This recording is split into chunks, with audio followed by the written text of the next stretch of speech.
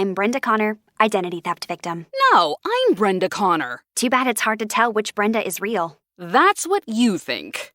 I've got LifeLock to monitor my info and alert me to potential identity threats. And if I become a victim, they help fix it. No one can prevent all identity theft or monitor all transactions at all businesses, but LifeLock can help protect what's mine. How about that, Brenda? Thought so. Join LifeLock by Norton and save up to 25% off your first year at LifeLock.com with promo code LifeLock. Welcome to today's podcast brought to you by U.S. Bank. Imagine a world where your moneymaker is your hobby. Well, you won't have to. U.S. Bank takes pride in being the extra push people need to turn their dream job into reality. With friendly advice, setting realistic goals, and being there, supporting them with every step in their journey, just like a friend or partner would. It's time to turn your side gig into something bigger. U.S. Bank. We'll get there together. Now let's tune into today's episode. This podcast is a member of the Voices of Wrestling Podcasting Network. Visit voicesofwrestling.com to hear the rest of our great podcasts, as well as show reviews, columns, opinions, and updates across the world of wrestling.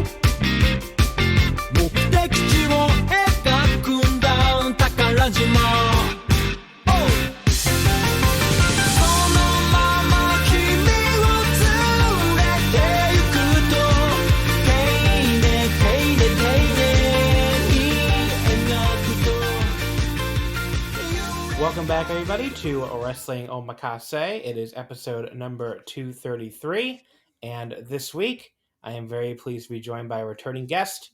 Hello, Liam. Hi, John. How are you doing? I've been better, as we just talked about off the air. Because sports, everybody... Listen, let me tell the people at home. Yep. Okay? If you are not a sports fan, don't ever get started with sports, okay? Try something less damaging to your mental and physical health, like heavy drugs, for instance. Okay. Yep. Maybe get a gambling addiction, which I have that too. So I'm really in bad. Maybe get into alcoholism. I don't know. What about anime? Anime is fine. That's the only thing that brings joy to my life, honestly. is at this point is watching anime. Yeah. I'm in the middle of watching Utena, and it is great. I don't know if you've ever seen Utena, but no, I haven't. No, Go ahead. I was just saying it's a fantastic show, and it's completely. It's sort of like if Evangelion was a Yuri, If Evangelion, was a shoujo, not a Yuri. It is sort of Yuri, but also, if Evangelion was a shoujo, that'd be Utena, basically. Yeah. I've only just started watching High School Girl on your recommendation from last year, and I am getting quite into it. So I feel like I'm about watching what? I'm sorry. High School Girl. Oh yeah, it's really good. Yeah. I feel like this dark world of anime is about to consume me whole, and I'm kind of here for it. Yeah. But yeah, sports fucking bullshit. So let me just explain to people why I'm so upset today. So the Toronto Blue Jays, okay, they are this amazing team that has one big flaw, which is their bullpen fucking sucks, and really sucked in like the spring and got a little better, but their bullpen's been bad. But they have this amazing, like, once in a lifetime lineup that they're never going to be able to keep together. They're going to lose for sure. They're going to lose the Marcus Semien in the offseason, I think. And they have a plus 183 run differential, which, like, that is an insane number that they should be the fucking division winners for that kind of number. And instead, they lose a bunch of games down the stretch that they had to win. Last week when they had a 4-game trip to Minnesota, and lost 2 to the Twins, and the Twins are dog shit. So that was when I was like, okay, this isn't going well. And then they had to win 2 out of 3 against the Yankees at least at home earlier this week, and they lost 2 out of 3. I was like, okay, so this isn't going well. But then this final 3-game set starts. Okay, and today's the last day of the MLB season. They're 1 game behind the Yankees and the Red Sox for the wild card. So they needed to beat Baltimore, or they needed the Yankees to lose to Tampa, or Boston to lose to Washington. Not and. They needed one of those 2 teams to lose, okay? Yeah, yep. When the day started, I was like, I don't think it's going to happen. Because it's like the Rays were starting some awful pitcher who had like a 7 ERA, because the Rays, the team the Yankees were playing, the Rays, did not need to win at all. So I was like, okay, well, they're not, they already beat the Yankees twice. That was already a break. But I can't see them beating the Yankees again today. And Boston's playing Washington, who traded their entire fucking team away. So, at the trade deadline, because they're just nothing now. They're a fucking minor league team with one superstar who everybody walks because it's the only guy you have to worry about now. Right. And so I was like, okay, Boston will be able to do it. So at the start of today, I was not hopeful. I was accepting that the Blue Jays were going to get eliminated. So I put these 3 games on. I'm watching 3 games at once. The Blue Jays completely destroy the Orioles. That's not unexpected. I was like, okay, they had to win that game to even have a chance. It's great. They were up like 12-2 and like before the 5th inning or something. So I barely pay attention to that one. And then the Nationals get out to a 5-1 lead against the Boston Red Sox. And that pitcher for the Rays, who fucking sucks, somehow gives up 0 runs to the Yankees. The Yankees only had 1 hit through, I think, like 8 innings, but the problem was Tampa couldn't score either. So it was 0-0 going in the 9th inning. And then the Red Sox come back and tie and win that game against Washington 7-5. And at the same time, the Yankees beat the Rays in the bottom of the 9th 1-0. So I had 0 hope at the start of the day. My hope went all the way to the top in the middle of the day. It's like, they might actually pull this off. And then it was just to pull the fucking rug out from under me. So the baseball gods just fucking fucked with me today. Where it's like, I wish they just let the Baltimore Orioles score 10 runs on the Blue Jays or something. So I didn't even have to worry about nothing. The Jays lost, whatever, it's over. Instead, they let me think all the way until the end that the Blue Jays had a chance. We were going to a tiebreaker tomorrow. And then it's like, oh yeah, actually, the Nationals are going to remember the Nationals and shit the bed, and the Yankees are going to win a fucking walk-off in the bottom of the 9th. It's okay. Fuck you. Fuck sports. Fuck baseball. I don't know why. Like, again, cocaine would be better for you than getting into fucking baseball. And now I'm getting ready to be an absolute clown with the hockey season started. The other sport that I watch, pretty closely. So hockey season starts next week. I'm sure the Rangers and Kings, my 2 teams, will both be fucking awful. I'm sure I'm getting myself set up for more sadness, but I don't know. I hate sports. I don't know why the fuck I watch them. One of the worst life decisions. So I have a question and observation. So I've never watched a game of baseball in my life because we don't have we watch cricket down here. We don't watch baseball. Yeah. And it's basically the same in terms of like lots of actually I have 2 questions. So the first question I had is like, what is a run differential? So that means basically like they scored more runs than they gave up. So it's like you've scored 12 runs over the course of the season. They scored 168 more runs than they gave up. Gotcha. I believe that was the number. I'm getting that off the top of my head. It's some absurd number where like they should not even they should have had a wild card spot easily at minimum. It should never have been like a fucking this tiebreaker bullshit that they couldn't get. I mean, they missed the playoff by 1 game. Right. So, like, literally as close as you can come without making it. Got it. So you were watching, like, all of these games at the same time? Yeah, I had Yankees, Tampa on my TV. Right. I had Red Sox Nationals on my laptop. And then I had Blue Jays Orioles on my girlfriend's iPad because that was the one that was least important. That was the one that was honestly, even though the Jays were my team, that was the least important one to me because it's like, I mean, if they can't beat the Orioles today, they don't deserve to be in anyway. And then they took out like a fucking. I mean, they basically went out to like a 9-1 lead in like the 2nd inning or something. Right. So that was never really in doubt. But so you're not like sitting there watching every game intently, every single inning, every single like. No, I mean I'm not really looking at. I barely looked at the iPad. It was really the TV and the laptop I was going back and forth between. But But yeah, and I'm just like muting one, I'm muting the other, and just going back and forth. But yeah, it's just all we needed was if Tampa beat the Yankees, it would have been a Yankees Blue Jays tiebreaker. Mm-hmm. If Nationals had beaten the Red Sox, it would have been a Jays Red Sox tiebreaker. If both had lost, it would have been a wacky three-way tiebreaker, which has never happened before. Yep. But none of that happened because they just made it look like all that was going to happen to give me personally the maximum amount of pain. So you go in with no hope. You watch a few games through the season. Your hope goes up and up and up, and you feel like, okay, the Blue Jays are gonna, get to. No. I go in today with no hope. You go in today. Sorry, I'm compressing it. Okay. Yeah. I go in today with no hope. Like through 6 innings or something, they give me hope, and then it was just to fuck with me, to pull the rug out at the end. This is all in one day. All these emotions. And you're expecting to have the same for hockey. The hockey season, I'm sure, will be awful. Yeah. Okay. I mean, the Rangers were projected to be like third in the Metro in the Athletics projections that came out today, which I'm sure is way too high. I'm sure they're going to be like 7th or something. So like, I feel like I can see an analog here between this baseball season, this hockey season, and then like every Naito G1 season, where you go in with no hope. You watch like 5 or 6 matches, and he's going 5-1, and you're like, yes, he's going to win. This is the final of the year, and then he gets knocked out in the last round again. I mean, I guess I like painful because it's like pain. Yeah, I never really go for the super front runners. I don't know. Like I'm never. It kind of makes sense for wrestling. Like okay, I should by all rights be a Yankee fan. I grew up mostly, in the metro area. I mean, I grew up a lot in New Jersey, and New Jersey doesn't have a baseball team. It's like really hardcore Yankee territory, unless you get to South Jersey when they love the Philadelphia Phillies. Yep.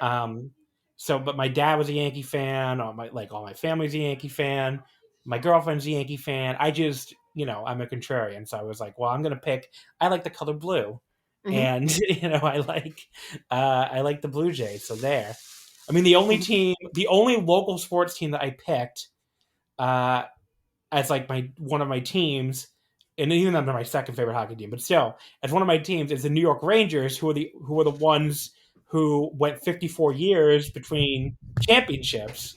Yeah, so, set the record, which is going to be broken soon anyway. But set the record for longest Stanley Cup drought from 1940 to 1994, and have not won it again since. So again, I guess I like pain. I can't really say. Pain. Okay, yeah, I can't really say much else. But yeah, the Blue Jays fuck with me. But they were just such a fun team too. Like it really was a fun season. They had all these home run hitters. Like I don't know, like they were just a bunch of happy people. I can't really describe it, just like to someone, especially someone who doesn't know baseball at all. But just like they had this home run jacket. I love this jacket. Like they had this jacket that all of them would put on, and it had every country they were all from. Like the Dominican Republic, and obviously the USA and Canada, and all these other countries, like listed on the back in their each native language. It was like really cute, and they were just a very likable team. Like they would put this jacket on every time someone hit a home run. But I don't know. It was really just a very likable team, and it really fucking sucks that they got eliminated today. But it's like there's a club. It's like a club that brings everyone in and like really builds a sense of community around everyone who plays and everyone who watches their games. And they're a really likable team. But they're gonna lose one of their best hitters and their 2 best pitchers in the offseason probably. So just because of trades and finances and money. Because they're expiring. They're free agents, so they can sign wherever they want. And probably Jays will get outbid by the Yankees or whoever the fuck. So because money always wins any sorts of sports league, and Chelsea always wins every fucking Premier League. And no, they don't. City wins every Premier League. Well, Chelsea should win every Premier League with like how much money they throw around at players. But no, City spends more money. Well, do they spend more money? Yeah. Okay, it's okay. I'll pay that. Chelsea is my one, I guess, front runner team. Yeah, but like when to be fair to me, when I was getting into Premier League soccer, every single person I knew was a Manchester United fan. Like this was peak. This was the peak of United dominating soccer, and they were the only team anyone I knew was a fan of. So I was like, okay, again, I like the color blue.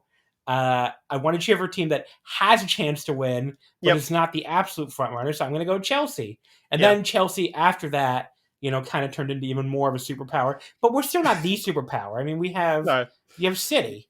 You got City. You got Arsenal. Yeah.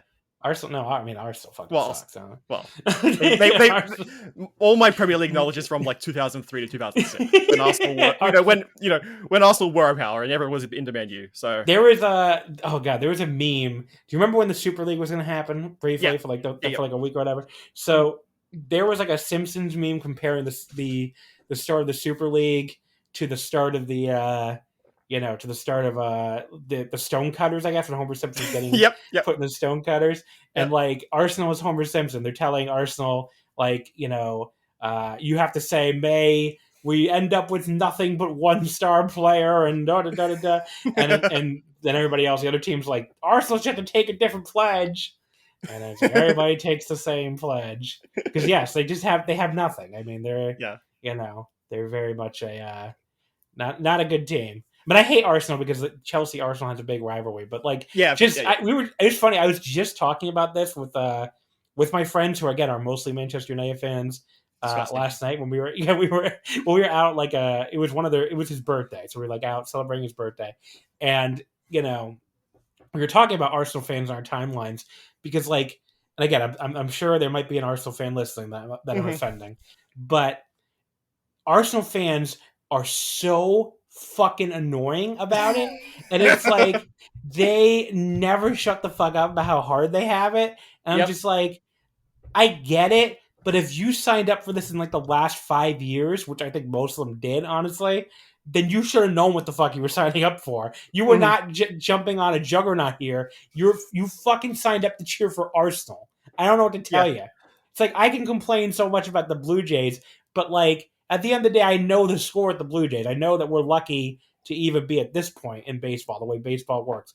And it's like, you're the Blue Jays of soccer. You don't get to they complain They complain endlessly about about the money other teams spend, how they never spend any money on this and that. I'm like, you should know what you signed up for. You're Arsenal. Like, come on. Yeah. It just feels absurd after a while. It's like, yes, you're like, I get it. You're sad sack. I don't feel like you. I can only feel so bad for you. Yeah. But anyway, we won the Chelsea won the Champions League last year. I shouldn't. That was my one good sports thing, I guess, for the fucking decade. Yeah. Yeah, it's like my dad. He's been a lifelong Arsenal fan for like 40 plus years, and so like I've seen him go up from like, like back when I was young and like Arsenal weren't doing shit, like through the 2000s, and like his morale would get higher and higher, and he'd spend because the Premier League games are on here at like 3 or 4 in the morning, so he'd be getting up at like the middle of the night to go and watch those games, and like he'd go to Old Trafford and all the field. He did like a month in the UK and went to all the games, went to all a bunch of games, and then over the past 5 or 6 years, I've seen him like slowly descend into absolute abject despair. As like Arsenal just keeps making Arsene Wenger makes more and more horrible decisions. They keep losing key players and they keep losing key games. He retired now, I think. Yeah. He got retired ? Yeah, based on some of the results. So it's been as someone who like I support Leicester, but like very very casually. So they're the hipster pick. So they're the hipster pick. Yeah. Guilty as charged. So yeah, seeing them being able to. Seeing sorry, go ahead. I was just going to say, seeing Arsenal descend into, irrelevance has been a point of joy for me over the past few years. I mean, it is fun. Arsenal, maybe I may be calling them the Blue Jays of. I mean, like what you're describing sounds like my dad with the Yankees, where he complains endlessly about the Yankees. And I just want to be like. Like, cause today he said something like, "Oh no, why I'm a Yankee fan? This fucking team." I'm just like, Dad, you have seen the fucking Yankees win like 15 championships. Yeah. I don't ever want to hear you complain. Okay, the Blue Jays won 2 titles when I was like 6 years old. I don't even remember it, and I wasn't even a fan yet. So I don't want to hear you talk about how hard you have it as a Yankee fan. They act like, I mean, that's what your dad sounds like, but really, I mean, the Yankees of Premier League are obviously United. Yeah, it's the same thing where they're now just not any good anymore. But like, I don't know, but what you describe your dad sounds like my dad. And it's just like, I don't want to hear you complaining. Like, you guys won everything. Like, I don't like, oh, you haven't won since 2009. Oh, there are 12-year-olds who never saw the New York Yankees win a championship. My fucking heart breaks for you. And it's just such stupid bullshit.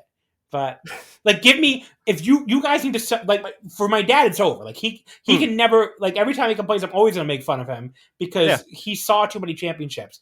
If you're a Yankees fan who got in like 2005 or something, you've got like 50 more years before I can ever even come close to feeling bad for you. If you go 50 more years without a championship, maybe I can feel a little bad. But you still saw them win in 2009, so I don't want to hear nothing. It's the same thing like with the LA Kings are my favorite hockey team. We won 2 championships in 2012 and 2014, so I will never complain about the Kings again. I mean, that's it. It's the same thing with Naito. To bring it back to wrestling. I was just going to say that. Yeah, I was literally waiting for the moment to. I saw Naito win the Double Dome, so I'm never going to complain about his booking. It's over. They won the big one. Yeah. You can't once you win the big one, even once, like you lose your rights to complain for at least 20 years. Like that's it. Okay? I can complain about the Blue Jays until I see them win it. I cannot complain about the Kings. I sure as fuck can't complain about Chelsea. I've seen them win 2 Champions Leagues with mid-season manager replacements. Which is like, I don't know how the fuck that happened. I can complain about the Rangers, I guess. But no one wants to hear someone complain about their second favorite team anyway. No, exactly. But the Blue Jays, I can complain about them, but I cannot complain, and I can't complain about Naito. That's it. Like it's over. So you can't complain about Naito, but I can still complain about Jay White. That's what I'm hearing. Yeah, for sure. Okay, well, you're gonna really complain when he goes to WWE in January. Oh fucking! Don't get me started. Seeing Big Jamie go to the Fash would really fucking upset me. Yeah, or even to AEW. Because I don't watch American wrestling, so like he could do the best shit in the world in AEW, but because I don't watch it, like, sorry. Yeah, AEW's been fun, but I mean, sure. I keep waiting for this run to be over because, like, it feels like it kind of feels like the thing that I don't know. Like every time I do get into AEW, and I do think they've been really good lately.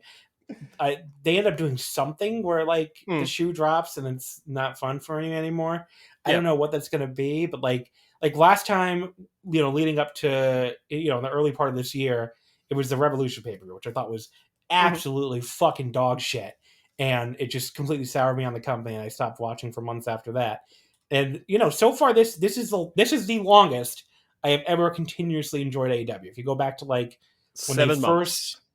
No, I don't even think it's that long. I think it's I think it's like 4 months. Okay. I think they moved. It's when they first moved back to Wednesday night when they had to go to Saturdays and they had those terrible shows during the NBA preemption. I think that was July. It might have been June. I don't know. Somewhere. Yeah. So like somewhere 4 or 5 months. And then, I went to Grand Slam and enjoyed it. I got tickets to the show in December, but like, they're always a company I'm waiting for the other shoe to drop with. And they still, even when I really enjoy them, they still book like the most dog shit finishes in wrestling. Like they right up there with WWE for like the worst fucking finishes. And that's always their Achilles heel for me, where I'm just like, I don't like, you guys just book like, sometimes you guys book like absolute dog shit. But anyway, I mean, the actual shows are, enjoyable and they have enough good wrestlers now and all that. But, it's not, American wrestling will never be my favorite format of wrestling either, obviously. So, Yeah. And it's always going to have a disadvantage. Yeah. It's on during the middle of the day for me, so I can't really watch it while I'm working. And, with all the, Japanese wrestling's happening in, an hour or 2 hours away from my local time, it's just like, okay, if I have X amount of hours in a week to watch really good AEW or watch kind of bad All Japan shows, I guess I'm going to watch the kind of bad All Japan shows. Yeah. I mean, All Japan's been good lately. Yeah, I mean, good. Yeah, I'm but like that. I have the same thing you're describing with AEW with All Japan. I'm waiting for like something to happen where the suffering begins again, and somehow we get another year-long Suwama reign, and I suffer. Yeah. I guess we finally transitioned to wrestling, so that's good. Slowly. Before I get to the first of these 2 shows we're going to talk about, I just need to let everybody know, of course, that the Wrestling Omakase Patreon is only $5 a month. And right now, it is obviously the best value you can get in the wrestling Patreon world, because I am doing daily audio of the Grade 1 Climax. and the N-1 victory that just concluded. So basically there's like a show going up every fucking day, pretty much. So, obviously you get a lot for your $5. I do in-depth reviews of every single match, even the special singles matches on the A block side, the Naito replacement ones. And, we get into a lot of different, like what makes the match good, what makes the match bad, what makes booking bad. I really tore the fuck into night 8, the yesterday's show. That was like simultaneously my least favorite episode recorded in a long time, but also when I listened back to it, I did like it. So I don't always listen back to my stuff, but I wanted to like hear what that sounded like because it was such a miserable show to talk about. But I thought I did a good job ripping into it. I don't know. Mm-hmm. So I will plug that one specifically, the night 8 review. But yeah, every single night that's not covered on a free episode of the show obviously is covered on the Patreon, either on a standalone tournament audio, or of course we only do every other week for free. The other week is a Patreon exclusive full episode, so it would have been covered on one of those perhaps. We also covered the All Japan Korakuen on last week's episode too, so not just G1 and M1, we got that covered too. And you can listen to every single other thing we ever recorded if you've never signed up for before. That includes the Tokyo Dome main events. I went through the entire 1990s for that. And we'll resume that closer to the end of the year, of course. But, through every single 1990s Tokyo Dome, the Naito Tanahashi matches, Okada Tanahashi matches, Naito Ishii matches, all of those are covered in chronological order. Tons of other stuff on there, full-length episodes. Again, every other week when there's no free episode, there's a full-length episode exclusive to the Patreon. So just tons and tons and tons of audio on there. And again, all of it is only $5 per month. And it's the start of a month right now. It's October 3rd as I'm recording this. So obviously you get your full value for the month. Plus, like I said, you can always go back and listen to anything from the past as well. So it's at patreon.com/Wrestling Omakase. I hope you'll consider signing up and check out the great audio that we have on there for you. All right. It's great. I can confirm it. Oh, yeah, you are a subscriber. Yeah. So there you go. Yeah. Liam likes it. Liam gives it the thumbs up. Which might not be, yeah. Depending how much weight you put in that. Yeah. Well, Liam, you're a Leicester fan, right? That's your soccer team. So I guess that's it's good for hipsters. That's what you're saying. It's the hipster pick of Patreon. I mean, look, I am not going to sit here and say we are the most successful Patreon out there, but Jesus Christ, the Voice of Wrestling Slack was listing off some of the other Patreons out there, and I never feel more successful with mine than when they start listing off some of the other ones. I'm like, somehow hovering between 50 and like 65, depending on the week, depending on the month, doesn't seem so bad when these people are doing like 8. And it's like some big names too. Yeah, with like 6 patrons. Mm-hmm. I don't know. There was one name I know wwho used to run a company that was fairly successful in the 2000s, early 2010s, and I think they have 12 patrons? Something like that? Krakenbus? Oh, I couldn't confirm or deny that. Okay, I think does he have like that many? I thought it was like 6 I think it's or something. It's something ridiculoly small for his role in the wrestling ecosystem. Yeah, and there's like a bunch of other ones. Like there's a whole sites that have like 3.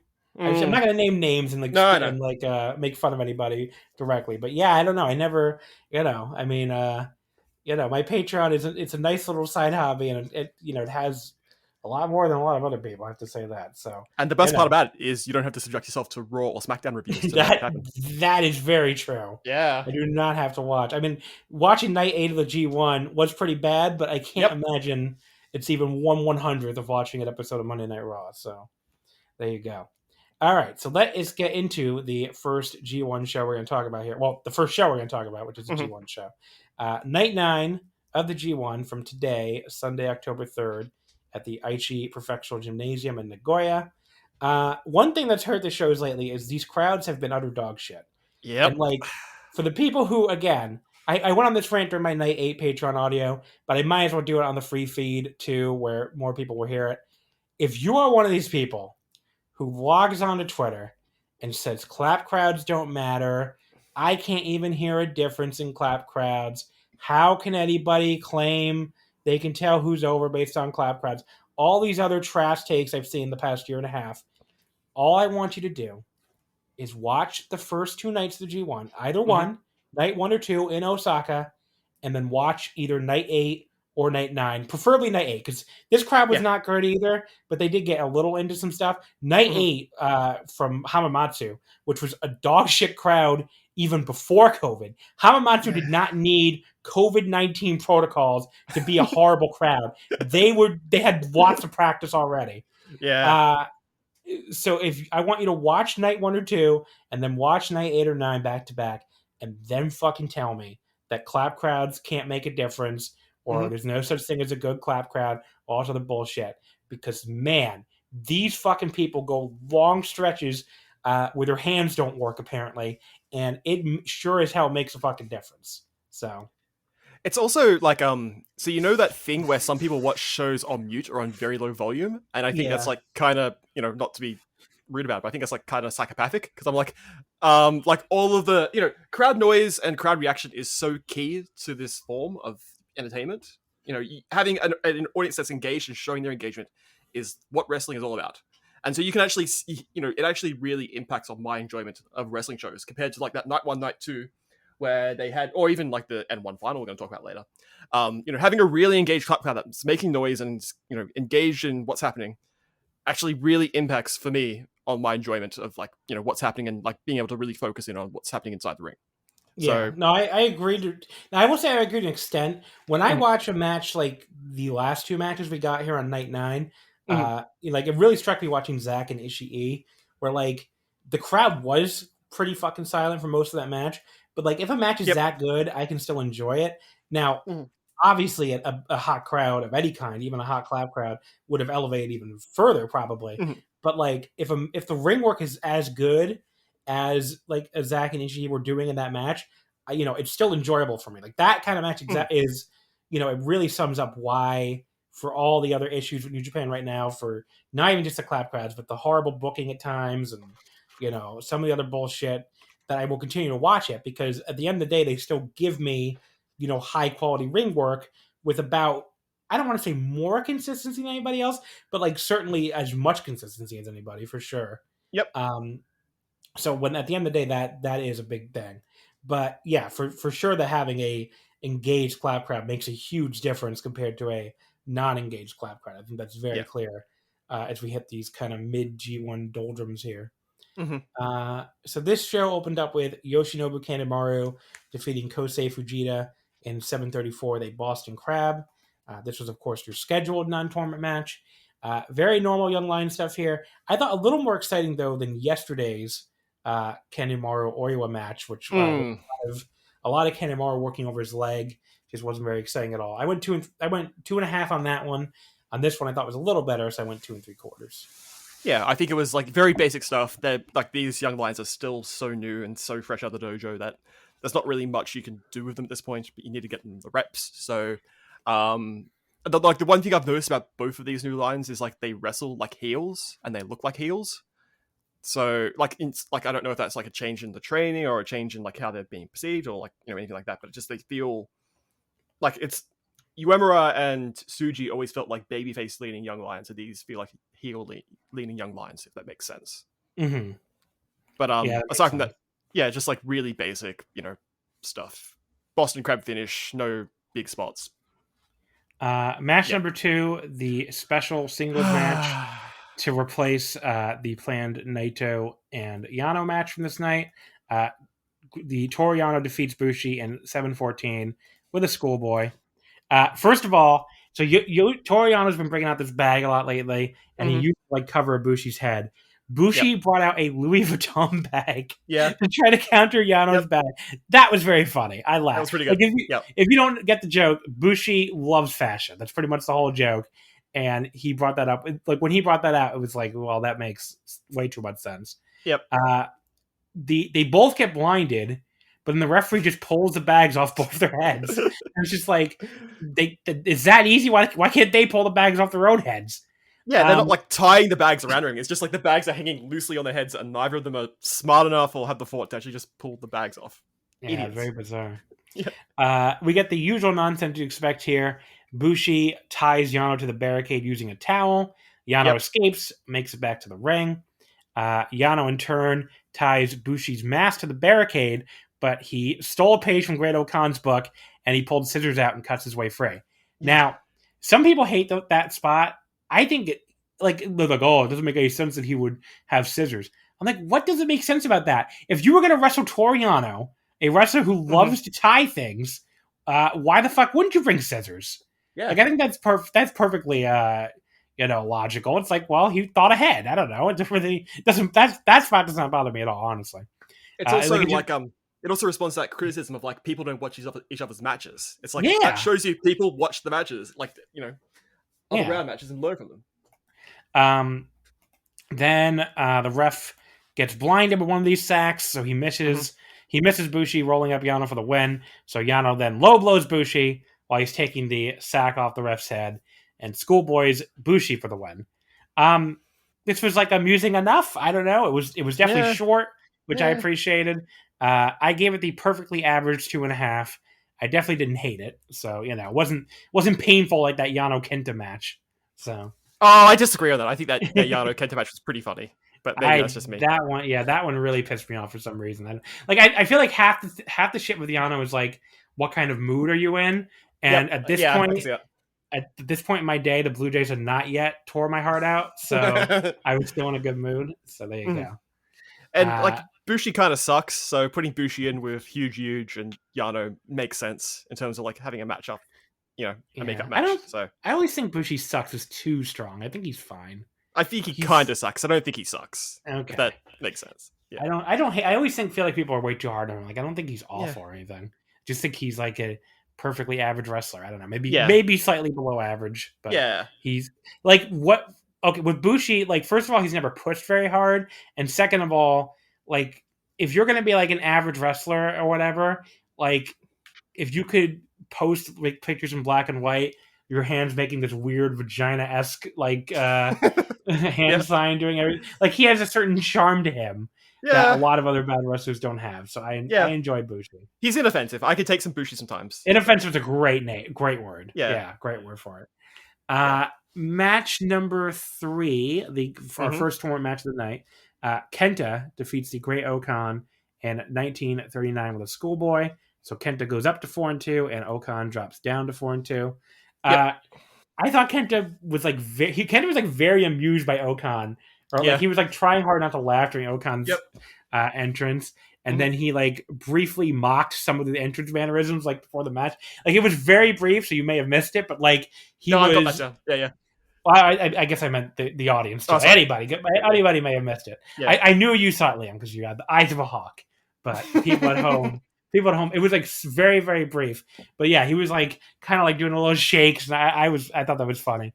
So before the match, Kenta tells Okan he has to do like a very, very humiliating bow to him if he loses, and Okan just kind of laughs this off. There was some fun mat work here. Okan especially, he looked like vicious on the mat, which is kind of hard to do at times. Like, he looks like he's actually hurting his opponent instead of just putting him in random holds. He won't break his holds when Kenta's in the rope, and he does a great job looking like he's gonna break somebody's arm or leg or something. And I really liked his like takedowns here. He's very smooth at mat transitions. He got a head and arm choke at one point, but Kenta kept like pulling on his braid to try to escape. But then he finally did make the ropes, but Okan just kind of like beats on him before he actually lets go. There's this really vicious exchange of slaps soon after the 15-minute call. They just slap the piss out of each other. And then Kenta finally puts him down to win that exchange. He goes for go to sleep. Okan escapes using his claw. He goes for the eliminator. Kenta hits a counter knee in midair. That looked cool. And goes for go to sleep again. But Okan escapes again, gets the claw back on, and tries to lift Kenta back up for eliminator, but Kenta then bumps Okan to the ref on purpose. Kenta hits Okan with some hard chair shots while the ref is down. He puts on Okan's hat. That was funny. And then he heads up top, double stomps the chair into Okan's midsection, breaking the chair in the process. The ref is somehow still down, so Kenta pulls a baseball bat out, But this time, when Kenta tries to swing the bat at Okan catches the bat in mid-blow, but the referee revives, sees Okan with the bat, and despite the fact that I don't think Great Okan has cheated once in his entire New Japan career so far, the ref sees the bat and is like, you definitely used that bat, huh? And the argument allows Kenta to schoolboy Okan from behind with the tights for the win. Mm-hmm. This was like every Kenta match in this tournament so far for me, where I'm enjoying it a ton, and then the bullshit starts and it sucks. And I guess I just have to learn to accept this shit from Kenta at this point. But like it's okay. When Kenta first got to New Japan, I understood why they leaned so heavily in the bullshit, because he looked like he didn't have his legs under him at all. Now he's having these really enjoyable matches, these really enjoyable straight wrestling matches with these opponents, and then just doing bullshit for no reason. He does not need the bullshit. Like, it just feels completely unnecessary for him. I get he's a heel and he's in Bullet Club, but like other Bullet Club members are not doing anything in this tournament. I mean, you know, Yujiro is barely cheating. Tonga Loa isn't really cheating at all. Tom and Tonga, I don't know. I really wish he would just drop the bullshit, because he's already turned into like a great wrestler in New Japan. It doesn't need that bullshit at all. I'll go 3.5 on balance, because everything leading up to the end was a lot of fun. But it easily could have been 4 stars without all that cliche bullshit at the end. I hate the spot where the ref like sees the guy with the bat and argues with him. It's like, come on. You know who it's Great Okan and Kenta. When has Great Okan ever used a baseball bat? I hate that fucking spot. Yeah. Someone made a comparison for like modern 2021 Kenta to Eddie Guerrero. I saw that and I kind of thought about it for a minute. I was like, no, that's not right. And then I thought about it for a minute. I was like, actually, you know, entertaining matches, and then the bullshit happens, and then, you know, he interferes, and like, it's entertaining. It's like, it's the sort of thing where it's like, it's not like the evil bullshit where it like takes the wind of a match. It's like funny, weird, sort of like comedy, you know, shenanigans. And so like, I kind of thought about that. I was like, okay, if this is going to be what Kenta is now, he's not going to put on these 4.5 star matches or anything like that. He's going to just like play into his character. I guess I can kind of accept that. I kind of accept like leaning into this big. Yeah, but the problem I have with that comparison, and I guess with that scenario though, is I feel like he almost is putting on like really great in-ring matches until the bullshit starts. I'm just like, it doesn't feel like he even needs this anymore. But I don't know. Maybe it's just what he wants to do. I have no idea. Yeah, I feel like he's like trying to play into like this really distinct character. Well, not distinct, I don't know, but like he's got like this idea for this character he wants to play of like, okay, he can, you know, work a good match, but then also have these shenanigans at the end to show that like he doesn't need these shenanigans, but he just wants to put them in to like sort of, I don't know, give that sort of like to stay heel or something like that. And I don't know if that's working, because it's entertaining. I feel like the other thing about Okan that I was sort of thinking about, so one, he's only been wrestling for 4 years and he's already this good, which is a little freaky. He's really I know so many people who insist he's horrible, and I don't understand it. Like Quinlan will insist he's bad, and I'm just like, you have Meltzer brain. I don't understand like why. Yeah. What about Great Okan is bad? I just never understood it. Like, he comes out, he does awesome holds. He looks like a very unique. I mean, he has this very unique character. He plays it to perfection. He looks like a badass. Like, I don't really get it. Like, what is bad about this? It's one of the more bizarre takes out there at this point. I think some of these matches are a little hit and miss. Like, there are some cases where like he'll have an occasional match where it kind of it falls flat. But I'm actually kind of, I don't mind that. I think who doesn't though? Yeah, exactly. Yeah. And I think like the character points, like you know, I think is like really, really important. If someone said to you in 2018, oh, this Great Okan guy, like Oka's going to come back from RevPro, he's going to come back with the same weird gimmick he's currently working in that's bombing, and it's going to be one of the best characters in the company, you'd go like, no, that's fucking stupid. You're on drugs. But it's like, no, actually, he has come back and he's made this weird, you know, off-the-wall character really, really engaging, and makes me want to, like, even if the matches aren't like, you know, 4.5 star work rates, you know, bonanzas, I want to watch everything he does. And I want to see how many, you know, I want to see how he faces everyone in that B block who he hasn't faced yet. He's fresh, he's new, he's engaging. So, I love the Okan. Me too. And he loves anime girls, so that's another favor. Although he and I really don't have the same taste in anime at all. Like, he loves, you know, like he loves like the, I don't know, like these Bushi Road, like which I'm sure they love. Like these Bushiroad idol girl shows, which has never been my thing really. But yeah, he loves those kind of shows, and it's not really my thing at all. But anyway, God bless them. Everybody's got to love whatever they love, and he loves anime girls doing idol things. So I'm not going to yuck his yum. Exactly. I don't know what that means. What is that? Is that like a saying down there? Yeah. It's like you don't yuck someone else's yum. It's like you don't. Oh, I get it. Yeah. Maybe, once I thought about it for a second. Yeah. But yes, after the match, Kenta tries to get Okan to give him that humiliating bow. Yep. Okan starts doing it, but then just gives him the eliminator instead. That was awesome. Just like, fuck you. Yep. He's like, I'm not bowing to your cheating ass. Match Kenta has the best faces. He has the best fucking facial expressions. Yeah, he's just like so disgusted after. Yeah. Match number 4. Tonga Loa defeating Yujiro Takahashi in 12:36 with the ape shit. Tonga goes to 2-3, and Yujiro drops down to 2-3. So all 4 of the people here, Yujiro, Tonga, and their 2 seconds, Peter and Jado, they did the 2 sweep before the match. So I guess everyone was on the same page from the start at least. But Tonga and Yujiro both take turns like swerving on each other. Another 2 sweep though, they just kick the other one in the gut instead. So that was your early, I guess, got a turn. At least they didn't do the fucking lay down for me bullshit that we saw from Evil the night before. Tonga Loa at one point busts out a standing moonsault. That's like, look, this sucks for Tonga Loa because like you're in the same company as Jeff Cobb, a way bigger dude who can do a standing moonsault. So it's like this impressive move, in a vacuum, like just kind of can't compare. So it just sucks for Tonga. The match settles into being a bit boring during Tonga Loa's heat period. Just not much happening there. And Yujiro's selling, I thought, was really not good at all here in this match. Like at some point, Tonga has him in some kind of wacky rest hold. And Yujiro, the camera's pointed right at Yujiro's face. So Yujiro's looking straight in the camera. And he's making this face where he looks like, I honestly don't know what he was. Like he's trying to act like he's in pain, but it looks more like he's trying to act surprised. I don't know how to describe. Like he had this big, wide open face, and it's like it looked more like somebody. It honestly looked like somebody was told they're going to have a surprise party, and they're now showing up at their surprise party, trying to act like they're surprised because they don't want everybody to feel bad that they already knew about the surprise party. I mean, that's what his face looked like. So somehow, trying to act like he's in pain turned into a very unconvincing trying to act like he's surprised. It's very bizarre. But Yujiro's little comeback after the 5-minute mark, that was better. And that's definitely where he excels at playing underdog. He does a nice tope to the floor, too.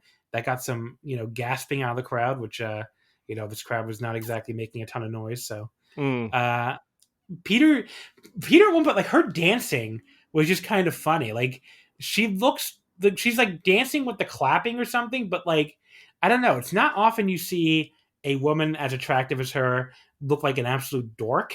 And she kind of looked like a huge dork the way she was shaking around. I'm like, you're supposed to be a dancer, aren't you? Like this was not very good dancing. Like, I don't know.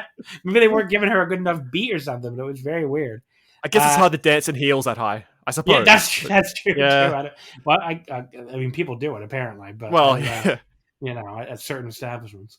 Yujiro and Tonga, they go back and forth looking for their signature moves. Yujiro eventually lands the Olympic Slam and Miami Shine for near falls. Tonga comes back though, nails the apeshit out of nowhere, and that gives him his first real win in the tournament. Because remember, his 2 points were the Naito, forfeit match.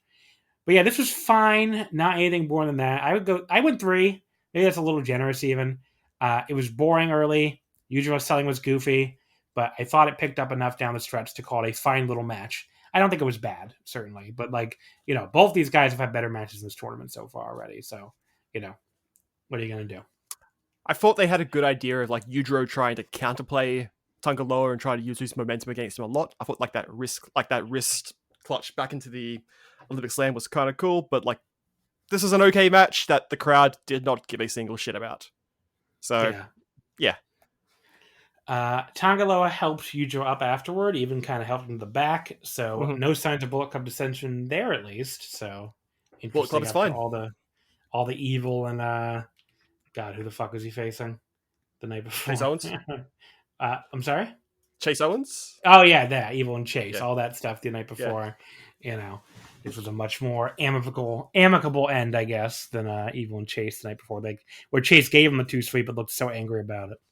Mm-hmm. Up next, we have the first of 2 matches that kind of saved the show. I mean, maybe that's too strong. The local card wasn't that bad. But Tomohiro Ishii defeats Zack Sabre Jr. in 1840 with the vertical drop brainbuster. Ishii moves up to 3-3, and Zack suffers his first loss of the tournament. He is now 4-1. Disgusting. Zack gets the European clutch on Ishii, very nearly pins him with the European clutch in the first minute or 2 of the match. It was a very, very close near fall. Really cool ending to a fun little opening sequence. Ishii chops the hell out of Zack in the corner, but Zack finally comes back with this nasty-looking arm stretch using the ropes. Ishii starts working over Zack's leg a bit to try to counter Zack working over his arm, but then he ends up collapsing to the mat for hitting an elbow. Zack gets his swinging DT out of the corner. Ishii no-sells it, hits this huge shoulder block that just sends Zack flying. Zack pops right up from that, hits a PK, but Ishii no-sells that and hits a huge lariat to finally end a very wild sequence. The match keeps up a high pace. You get several near falls off of flash pens, and Zack gets a great high-speed front suplex to counter Ishii trying for the brainbuster. And then as soon as Ishii hits the mat, he goes straight into looking for first a Kimura and then a cross arm breaker. So that was cool. He then switches to a triangle. Ishii sells like he's going out. Bundling home and car insurance with Geico is so easy, your neighbors are probably already doing it. But who? They may drop little hints like, beautiful day out. Even more beautiful since we saved by bundling our home and car insurance with Geico. or Yard work is hard. Much harder than bundling with Geico, which was easy. or it may be even subtler, like, Speaking of burgers, we bundled our home and car insurance with Geico and saved a bunch of money. bundling is easy with Geico. Just ask your neighbors. And now it's Geico's Motorcycle Rules of the Road. Before you ride, make sure your mirrors are clean and adjusted properly. And if you're going on a group ride, make sure the lead biker knows where they're going. Ed, quick question. Where are you taking us? Oh, I have no idea. Well, am I the leader? Because I was following that dude with the red helmet. Where is he? And the rule to saving on motorcycle insurance is, in 15 minutes, Geico could save you 15% or more. But he's finally able to recover and just starts stepping on Zack's face to get him to break it. That was awesome. They've done that before, I think, in the previous matches, but it's a great spot. Zack tries to immediately hit the Zack driver as they stand back up, which again I thought was a cool counter from his perspective, where it's like, he's just the submission didn't work, so he goes right for his his high impact move. Ishii though hits a huge headbutt to counter it. Zack no sells that, hits a high kick to Ishii's arm. Ishii shrugs that off and hits another huge lariat to put him down. At this point, this was where the match really just fucking owned. We get another big lariat from Ishii. Zack kicks out at 2, and Ishii then nails the brainbuster, and that is, of course, the pin to give Zack his first loss of the tournament.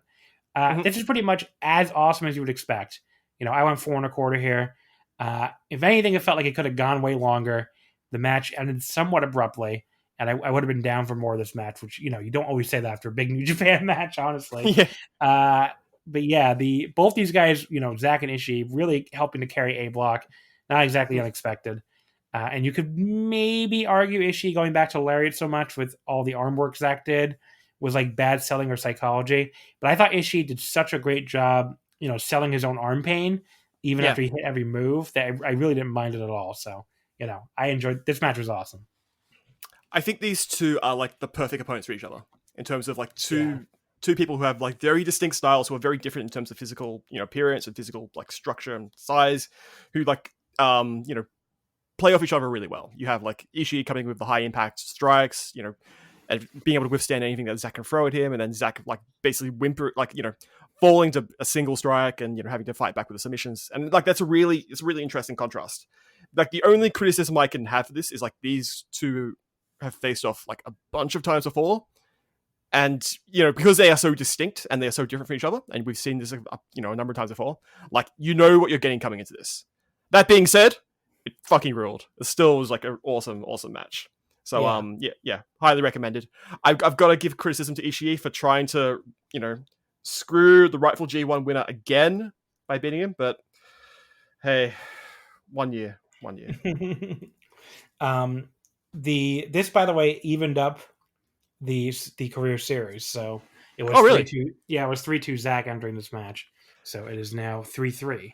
Wow. They kind of talked about this, so Zach had gotten all of his wins in the past in the G1.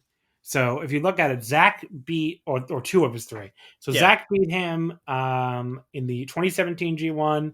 He beat him in the 2018 G1. And he won their last meeting, which is where he won the Red Pro title back from him at Wrestle Kingdom 13, January 4th, 2019. So this was their first meeting in almost, like almost 3 years. Yeah. Ishii's two wins came in the U.S. title tournament, their first ever meeting in July 2017. And then he beat him in New Orleans during WrestleCon 2018 to win the Red Pro title. So this was Ishii's first ever win against Zach in a G1. And it was, like I said, they evened up the career series at 3-3. Mm-hmm. The main event here was Kota Ibushi defeating Shingo Takagi in 23-57 with the Kamigoe. Ibushi goes to 4-2, and Shingo drops to 3-2. Shingo and Ibushi, they definitely start slow here. This was paced the way you could sort of tell they were going long. I believe this was easily Ibushi's longest match since coming back from his illness. So it was good to see him kind of work his way into a 24-minute match here and maybe get into that pace again, because I think people were kind of wondering, like, okay, can he just not go long? Because he's doing a lot of the match with Tanahashi at the Dome, I think, went 19 minutes and 17:47. Oh, there you go. Even shorter than I thought. Maybe it was like his last big G1 main event went like 19 minutes. I don't know. Yeah, but yeah, I mean, yeah. So just like it was good to see him go a little longer here. Ibushi at one point hits like this really nice snap rana from a standing position that sends Shingo all the way to the floor, so Kota can hit a really nice acai moonsault.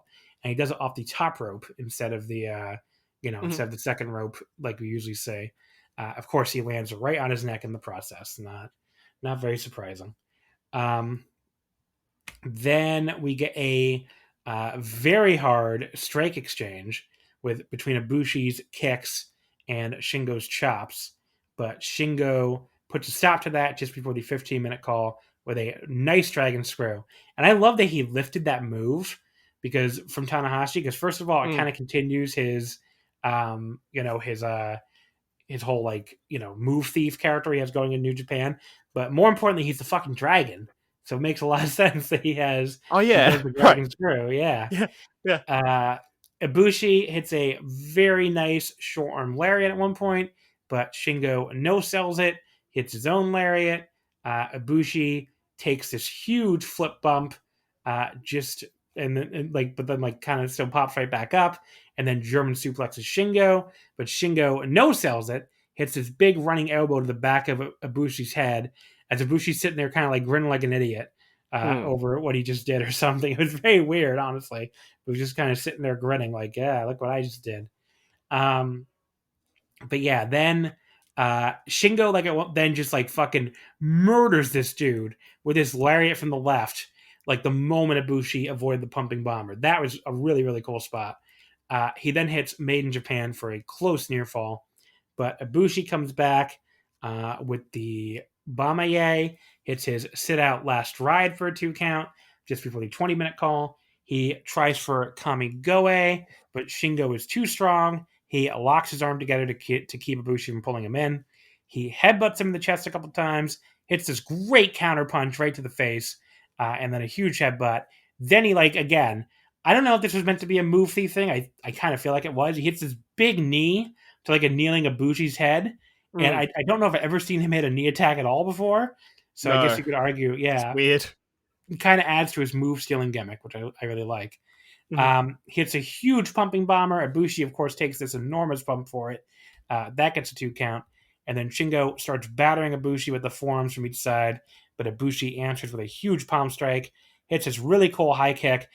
He almost did a handstand to hit the high kick. It looked really cool as a counter to charging Shingo.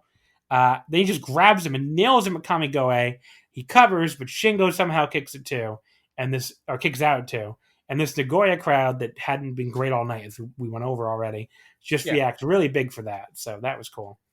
Kota tries for Kamigoye again. Shingo catches it though, pulls him straight up into Last of the Dragon. Ibushi escapes with the reverse Rana. He hits a huge running knee to Shingo's face. Then the reverse Kamigoye to the back and the Kamigoye to the front. And that's the pin. Awesome main event. It started a little bit slow, but I thought it was 4.25 easy again. I kind of even thought about 4.5. They really turned it on up down the stretch, adding some stuff that was kind of new for them. But the early portion was just a little too dull for me to go that high. So it was 4.25 here, and I think it was behind at least one other 4.25 match that's happened in the G1 already. But this is just your prototypical awesome New Japan main. Again, this is the exact kind of match that explains why, for all the other issues, both these matches, I already kind of went through this, but why I still watch New Japan and stick with the promotion, because matches like this are still worth it, and they still give you more of these than certainly more than AEW does. And I can't call AEW obviously delivered with that Kenny Danielson match last week, but they you have to go every 3 months maybe for a match close to that good, whereas you obviously get a lot more of them in New Japan. I can't call this anything other than a very good show thanks to these two matches. And I liked O-Khan versus Kenta too. I'm sorry, you can go ahead. Yeah, I was like, I've got some thoughts on this match. Sorry. Yeah. You can go ahead. I'm sorry, I shouldn't have read that part of it, I guess. Oh, good. I kind of hated this match, honestly. I am like, okay, so Shingo first. I think Shingo's great. He's had a really great G1. He's been really carrying this block a lot, and basically no complaints about him. Fucking Kota Ibushi. You're the number one Ibushi hater, so. Well, okay. So I feel like he has peaked in this company, and he will never reach that height again. And I don't know. I think his G1 has been kind of I don't want to say crap, but it's very below par and very below standard, I think. And I feel like this illness he had has really affected the pacing of his matches and sort of the level of cardio he has. And I think he's still kind of recovering from it. Well, I find it interesting you said about this match, because I thought this was I would have agreed with everything you just said up until this match, where I thought this was this is the most classic Kota I thought we got all tournament. Oh, I felt like it just dragged on and on and on, especially in the first 10 or so minutes. And I got really distracted. I could hear him breathing, and I could it really took me out of it, because Shingo was working his chest, doing all the stomps on top of the chest and all that sort of stuff. And I felt I don't know, that was a weird, not a weird decision. It makes sense considering in storyline, but it's I feel like he's still recovering and should not be doing matches. I don't know if it's should not be doing matches of this, style, but it's he's being sort of put in a spot to where he has to work to a certain standard, to a certain length, and I feel like he's still physically struggling with it. The other thing is the Kamigoye fucking stinks. I hate that move. I do agree with you on that. It's a fucking pretty shitty finisher. So in the Yano match, Ibushi hit Yano with a Kamigoye to the back of the head, and Yano no-sold it. And I was like, what the fuck are we doing? What are we we're actually, everyone has to take 8 fucking Kamigoyes to lose a match. You have to go through the first Kamigoye and they kick out, and then you put the knee pad down and then you hit him in the back of the head. And it's I don't know what it is, and I might talk about this later with someone else, but it's it feels like a lot of the Ibushi matches feel like he has to get all of his shit in, especially recently. And it's okay, everyone has to go down to 3 fucking Kamigoyes, and I'm so done with it. And it's sort of it kind of leans into the point of emotional investment in a character and emotional investment of a crowd, and sort of that impacting, enjoyment of a match. I think other people, as you say, I'm probably the number one Kota Ibushi hater, in this particular sphere of, wrestling Twitter or whatever. But it's I am so not invested in his character anymore. I think it, and so and that really hurts my enjoyment of this match and of his G1 as a whole. I feel like he's kind of really, just kind of over it. And if he wins this block, I might quit. I might actually be done for a while, because, he needs some sort of complication or some sort of, challenge to go and face. He really shouldn't be coming back from an illness that bad and beating Shingo in a competitive match yet, I don't think. Yeah, all that's fair. I don't know. I just didn't. I mean, I agree with you. The opening part was slow, but I just thought it was slow in the typical New Japan long match kind of way, which I don't know. It doesn't bother me really. But I mean, if the match had a flaw, that was obviously it. Yeah. But yeah, the rest of the match, I thought Kota looked like classic Kota, which I thought was, good to see because, like you said, it wasn't always the case in some of his earlier matches. Yeah. But I don't know. I definitely not. I don't have a strong problem with Kota as you do. That's very clearly. I mean, I think he's been. I don't think he's been I would put him like probably fourth best in the block or something. But like I think maybe yeah, behind Shingo. I mean, Shingo and Zach are ahead of him for sure. Yes. Yeah. And then it's like, how much do you like Okan, Ishii, maybe Kenta. Smith, Kenta? I mean, Kenta can't be that high for me with the bullshit. But anyway, I don't know. But I think Kota's been good. I definitely think I thought he was great in this match. But Shingo is just on another level right now. Yeah, so. Shingo owns. Shingo really, I thought, carried it probably. If Kota Ibushi is past his peak in this company, which I think he kind of is a little bit, Shingo is at the peak right now. Yeah. And he's killing it. So there you go. All right, so that is but I want to be clear, I do not co-sign the idea that Kota Ibushi is like washed or anything. I think he's still a very good wrestler, but it does kind of feel like maybe he does need a longer trip back to the top or something. Because it does feel a little weird. He's just gonna come right back and get right back to the. It's like, what else can he do? Yeah, I mean, he has that Naito problem where it's like they won the big one already. Yeah, and even Okada kind of, but I mean Okada, they just keep shoehorning him back to the top anyway. So, well, I think the Okada problem is a little different because Okada's just got put into the main event and has been there for the past 9 years, whereas with Naito and with Ibushi, I think Ibushi to a greater extent, like they've won like every title in this company. They've won the New Japan Cup. They've won G1s. They've won Tokyo Dome main events. It's like, what's new for them? Yeah. I mean, now I kind of want to see Naito get his big injury. Return from injury is going to help him a lot, I think. Yeah, I think Naito can overcome that because Naito has significantly more charisma than Ibushi does, and can can use that to get that emotional investment. Yeah, but I don't know. Ibushi does feel a little lost in the shuffle right now. That is for sure. Yeah. So here's our A block standings after night 9. Zack Sabre Jr. still alone on top because he's the only one who's 4-1 for 8 points. The other 8-point wrestlers all tied for second. They are all 4-2. So it's Great Okan, Kenta, and Kota Ibushi. Tied for 5th, Shingo Takagi and Toru Yano, both 3-2. And then 7th place, Tomohiro Ishii at 3-3. And then tied for 8th, Yujiro Takahashi and Tonga Loa at 2-3. I will give my top. Oh, sorry, go ahead. I think you've got someone. Naito is 0-9, yes. I don't read that off every time. Sorry. I just had to. It's like, what is the point? But yes, I get it. The top 5 matches after night 9, because there was a new addition here, actually. Mm-hmm. The 5th place match I still have is Okada versus Hiroshi Tanahashi from night 2, the only B block match that's in the top 5. That is 4.25. Actually, 5 through 2 are all 4.25, so it's easy to say. 4th place, Zack Sabre Jr. versus Shingo Takagi. That is from night 3, also 4.25. 3rd place, Kota Ibushi versus Shingo Takagi from this show, October 3rd, night 9. 2nd place, Zack Sabre Jr. versus Tetsuya Naito, October 18th from night 1. And still in 1st place, very difficult to unseat this one, Shingo Takagi versus Tomohiro Ishii from night 1. On September 18th, which I went 4 3/4 on, so definitely has quite the advantage there. And after tomorrow, we're exactly halfway through. Well, both blocks will have wrestled, 5 matches. I will give a top 10, so I'll expand it on the Patreon to a top 10 matches of the G1. You got to get that Okada Sonata match in there. You can't do a top 10 until that's in there.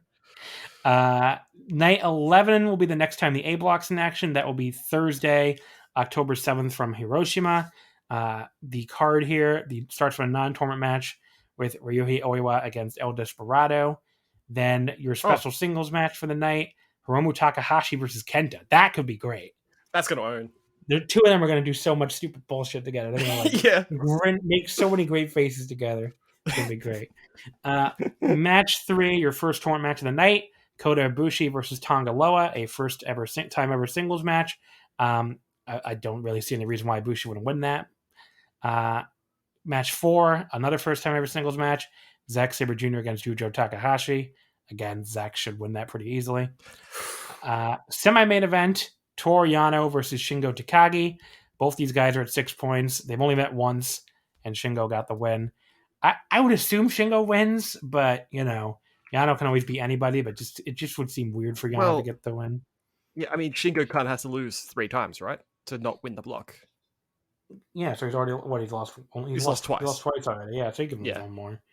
Yeah. The main event, another first time ever singles match. This one I'm excited for. Tomohiro Ishii versus Great Okan. I think Okan's going to win. I think he lost 2 in a row. I think he's going to get this big win over Ishii to keep him in the running. And, the thing with Okan is he has to really have racked up points going the last night, since he's the guy he was supposed to fight Naito on the last night. So, the last night he's going to be just in a special singles match. So, he's got to rack the points up before then. This is a pretty weak A card. Obviously, he was originally supposed to have Kenta Naito to help it a little bit. But, even then, I think it was kind of one of the weaker A block cards anyway. But it's really a one-match show here with Ishii and Okan. And then Hiromu Kenta as a non-tournament match is easily the second most anticipated match here. So we'll see what happens. Of course, the next G1 show is actually tomorrow. And just both these shows will be covered on the Patreon. So patreon.com/Wrestling Omakase. That is a B block show from Korakuen Hall with Okada and Sonata in the main event. Goto the Jobber against Yoshihashi. Wow. That's how they book him. That's 0 points right there with Chase Owens. He's going 0-5. Taichi and Cobb and Tanahashi and Chase, Evil and Tamatonga. So, I don't know. See what Okada and Sonata can deliver, I guess. It's another kind of one-match show. Tomorrow is also 3 on Abema, if you don't have to be subscribed to World. Okay. Oh, it's free on Abema. That's true. I think it is free on World too. It might be free on World too. Yeah, I think any of Abema shows also air free on World as well. So yeah, I think Kevin Kelly was talking about that. All right, so there is your G1. Let's move over now to the N1. Of course, the Noah tournament. So the N1, like we've been covering it every night of it along with the G1. I thought it was a very mixed bag of a tournament leading into the final here. I mean, I kind of went over that on the Patreon, but it didn't peak super high for me. My 4 of my top 5 matches were just 4 stars, and then after that was like a 3 3/4. So nothing like really got above that 4-star level. And then there's a lot of stuff that I thought was very middling in the tournament as well. Even some outright bad stuff too. So it was kind of a mixed bag of tournament. I will say the final night at least ended on a pretty strong note, so that was nice. I mean, the finals here. The final match, which we'll get to, was awesome. Absolutely outstanding. And the 2 semifinals were pretty great too. The show opened with a 6-person tag. Now, I did not see this match because I had to skip something to get to be able to watch the rest of the show in time. But this was Akitoshi Saito, Manabu Soya, and Kendo Kashin defeating Masaka Tamiya, Kotaro Suzuki, and Daiki Inaba. Soya pinned Inaba in 10:56. Any thoughts on this one? I assume you saw it. Yeah, I did see this. This was pretty lazy. I think Inaba and Kitamiya put in some effort, but everyone else kind of just sleptwalk through this. They're making Inaba take falls in matches with Saito and a junior in it, which bums me out. Like, they should be pushing Inaba a bit. I've given up hope on them ever pushing Inaba. Yeah, I know.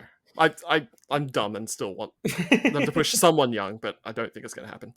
There was like a nice Soya Suzuki exchange. Like when Kitamiya tags in, the match immediately picked up, but he was in the match for maybe 2 or 3 minutes total. So very, very average stuff. Mm-hmm. Match number 2, the first N1 semifinal. Kano defeated Kaito Kiyomiya. Big upset, obviously, in 15:35. Now, because I'm an idiot, I loaded up the cage match card to write down the card before I started watching the show, and completely forgot that they would just list the final. Even though I'm on the card page without the results, they would just list the final there. So, of course, it would spoil the 2 semifinals. So, I'm an idiot. I've done that kind of thing a million times with cage match and somehow never learned my lesson. So I just saw Kano versus Nakajima. I was like, fuck off. How did I just spoil that? And it was like an actual huge upset too, and I completely spoiled myself. So way to go, me. I just want to shout out to myself for being a fucking idiot. But yeah, this match, Kaito gets a really fast start, hits a running crossbody, hits a knee attack to the face, and a snap German in quick succession. That sends Kano to the floor. Kano does recover out there. They brawl a bit. They head back in the ring before Kaito puts on a leg lock. That goes on for quite a long time, which was a little strange after the fast start. But Kano does finally make the ropes to break. Kano starts firing up with kicks, although so basically Kaito, I guess, worked over the wrong leg, right? He was working over the left leg, and Kano kicks with the right leg, but he was selling it. Like, he was selling that base leg, because I guess his base leg for the kick. So he would like kneel down to do the kick, and he would sell the left leg, but then he would just throw the kick. We get some high-speed exchanges, including some very nice running and diving elbows from Kaito. Kaito hits a basement dropkick. It perfectly sets up a really nice sliding knee to the face. That gets a 2 count. He then goes up top for the double stomp, but Kaito cuts him off. He brings him down and hits a pair of European uppercuts. Kano fires back with his hard middle kicks, and they exchange back and forth as we get the 10-minute call. Kaito ends up trying an O'Connor roll, but Kano cuts back and pins him instead, to this huge stunned reaction from the crowd. Yep. I'm sure I would have been stunned too if I hadn't spoiled myself like an idiot. But yeah, this was a really fun match that also sort of felt like it ended just when it was going to another level. And I guess they had to, because they, Kano had to work another match. It can't go super long or anything. But yeah, it was still great, but I went 3 3/4, just below 4 stars. So, pretty great match. I thought this was fucking awesome. I really enjoyed this. The note I have down here is this match for me really highlights the difference between sort of like a what's the phrasing? Like a minor star and a solid upper mid card worker versus a major star. So I feel like no disrespect to Kano, even though he's a bit of a dork, but I feel like Kano is like the perfect star for like the Michinoku Pros or the Osaka Pros where he came from, and like in this company now he is like a upper mid card sort of wrestler who does quite well, but it's like he doesn't have that thing that can make him be the ace of a company. What? You still there? Yeah, I'm here. Sorry. Right. Yeah. In contrast, Kiyomiya has arrived. Like, he has like got this new look, has like done wonders for him. He's been excellent throughout this tournament. He's been excellent throughout this particular sort of the past 6 to 12 months of this run, and I feel like that really was like sort of evident through their work. So Kaito, when he was like working the leg here, was like sublime, like so fucking good in terms of like really focusing in on that leg and putting all these knee breakers in and leg bars and really focusing on it. But it was like it was a case where like it wasn't flashy. It was he is focusing on his leg to take out Kano's base leg in that particular spot. And I felt like that was really, really effective and engaging. In contrast, like I feel like Kano, like, okay, yeah, he sold a bit for that leg, but I felt like there was like, okay, he needs to get his shit in, he needs to get the perfect foot bump in and all sorts of stuff as well. And I felt like that, the match didn't suffer, but it just like really illustrated the difference between these two wrestlers at this point in their careers. The fact that you described it as an upset, like I agree with, and I was like kind of shocked by when they like did the roll up, because I watched this live and I was like, oh shit, like what? You're actually doing that particular, ending and actually having it. But I feel like there's now like this match really portrayed like, okay, Kano's at this level, Kaito's now at a higher level than Kano. And that was the way in which that's really demonstrated how these two have grown over the past 3 or 4 years, where it's gone from Kano knocking out Kaito and really dominating him to now like, okay, Kaito's developed as this lead character in this promotion. And now it's like, okay, this is the perfect finish for a match of this quality, a match of this sort of like stature at this point in their careers. I thought this was like really great stuff. Go out and watch this if you didn't get a chance to see it. There you go. The other semifinal match was Katsuhiko Nakajima defeating Masakatsu Funaki in only 8:38 with the vertical spike. Wow, I didn't realize it was that short. Yeah. This is exactly what you'd expect it to be. Super hard hitting, filled with some really great mat wrestling too. Funaki at one point he just fucking slaps Nakajima in the face as hard as he possibly can before then delivering a PK for a 2 count. And then Funaki nearly taps Nakajima out with a cross arm breaker, but he's able to scramble the ropes to break. That leads in this really hard hitting kick exchange. Nakajima wins with a kick that Funaki sells, like it knocked him out. And he's able to just barely kick out of the pin attempt, but Nakajima then just lifts him up, hangs him up there for a long time on the brainbuster, and hits it for the pin. Fantastic finish. He just knocked this man out with one kick and then put him away with the brainbuster. And, I can't remember the last time Funaki jobbed to anybody that cleanly. This ruled. I thought this was very slightly better than the other semifinal. I went 4 stars flat here. It was very short again, but I thought it was awesome. And, just really, really hard hitting. Everything looked great. They beat the piss out of each other. Just, classic pro wrestling. I really enjoyed this. Yeah. Like, Funaki is, 54 or 55? And probably can't work a 20-minute match at this point. So why make him work a 20-minute match? Like, this is 8 minutes, get in and out, kick the fuck out of each other. Perfect. Like, this was just like the... I want to say really quickly, Funaki is 52, so how dare you? Oh, sorry. I hope it doesn't come after me. I would have guessed 50 probably, so I would have undershot it and you would have overshot it, but if the price is right, I would have won because well, he's been working since like 1985, which is ridiculous. I felt like I love that the Fujita Funaki match from the last block night as well, but I was like, this was even better than that, and I really loved the sudden ending. Get on with it, fuck yeah. Then we had Atsutoshi Kotogi losing to Ada in 9:49.